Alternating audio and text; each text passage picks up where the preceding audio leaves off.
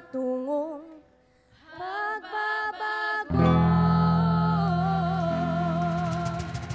IJMCSO. Ito pong susunod naming kakantahin, binabanggatan naming pagbago, and we dedicate this song to Greeneration Summit.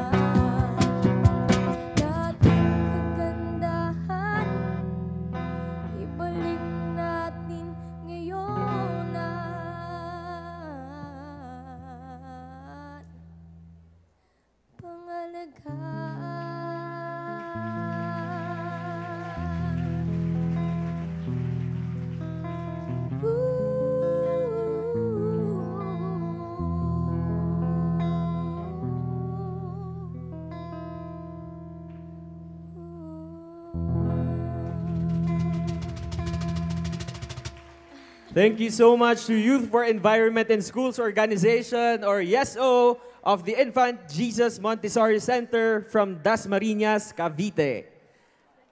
Bigyan natin sila muli na isang masigabong palakpakan. Sobrang inspiring, Ate Pebbles, ng song nila, no? Especially at their age, na sobrang young pa. Pero yung passion nila towards the advocacy, sobrang nakikita mo sa kanila.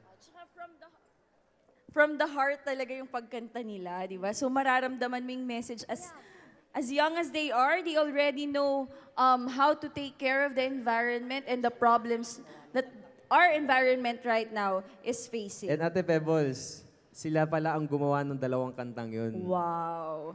Isang palakpakan Sobrang ulit ganda. para sa ating performers. Very talented. Very inspiring. Ang galing, no? Ang galing.